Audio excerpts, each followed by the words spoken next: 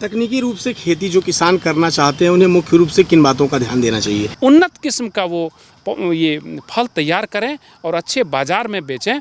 इससे उनकी आमदनी जो है वो काफ़ी अच्छी हो सकती है। एक किसान जो मध्यम वर्गीय गांव का है उसको इस जो आप बता रहे हैं आधुनिक खेती या तकनीकी खेती, इससे जोड़ने के लिए जो ये अभियान चलाया जा रहा है, किसानों तक ये बातें आसानी से कैसे पहुँच पाएंगे?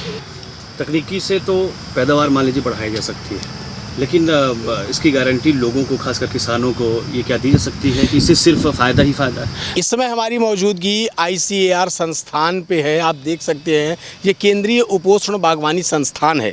केंद्र सरकार के दिशा निर्देश पर विकसित कृषि संकल्प अभियान की शुरुआत हुई है, जिसका लक्ष्य है कि लगभग 1 से 1.5 करोड़ किसानों को उन्नतशील कृषि और अपनी कृषि को तकनीकी रूप से बेहतर बनाने के लिए उन सभी को प्रशिक्षित किया जाएगा। इसके लिए कई टीमें बनाई गई हैं जोन वाइज, और विशेषज्ञ किसानों को आज से जाकर नवीन जानकारियां प्रदान करेंगे। इसी पूरे मसले पर हम बात करेंगे कृषि वैज्ञानिक और विशेषज्ञों से कि इस पूरे अभियान का लक्ष्य क्या है और इससे किस प्रकार से एक गांव का किसान जानकार हो सकेगा और अपनी खेती को वो तकनीकी रूप से बेहतर बना सकेगा।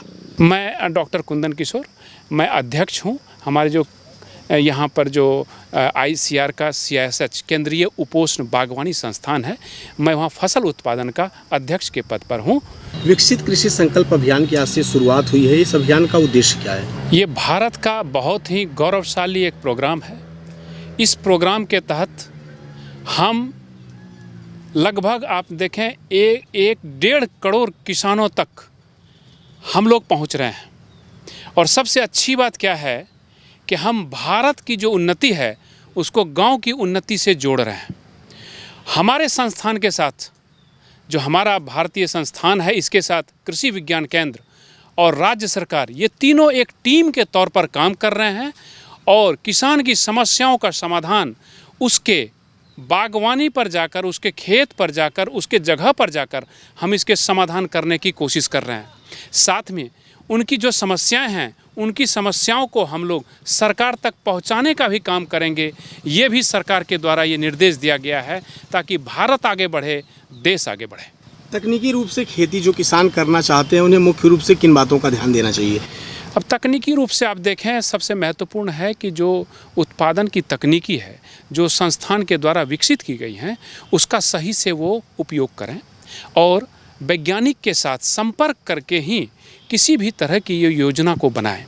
हम लोग ये मानते हैं कि अगर सही तरीका अपनाया जाए तो कृषि की जो उपज है, उस उपज को हम कम से कम 50% से आसानी से बढ़ा सकते हैं और किसानों की आय भी हम ये मानते हैं कि 30%, 40% तो आसानी से बढ़ सकती है।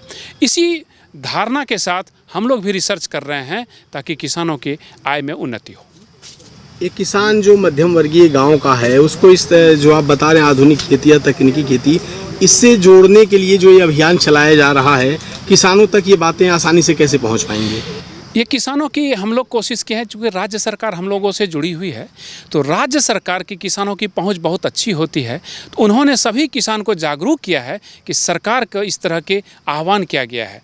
साथ में हम लोग भी जो संस्थान हैं वो अलग अलग सोशल मीडिया के तरीके से या और भी जो व्हाट्सएप ग्रुप हैं या मान लीजिए फेसबुक है, ये सभी ग्रुप से हम किसानों को बताए हैं कि 29 मई से लेकर 12 जून तक हम सभी लोग आपके यहाँ आ रहे हैं, आपकी समस्याओं को सुनने आ रहे हैं, आपकी समस्याओं को समाधान करने की कोशिश करने आ रहे हैं। तकनीकी से तो पैदावार मान लीजिए बढ़ाई जा सकती है, लेकिन इसकी गारंटी लोगों को, खासकर किसानों को ये क्या दी जा सकती है कि इससे सिर्फ फ़ायदा ही फ़ायदा है? निश्चित रूप से मैं इसलिए कहना चाह रहा हूँ कि हमारे यहाँ डेमोन्स्ट्रेशन ब्लॉक लगा हुआ है।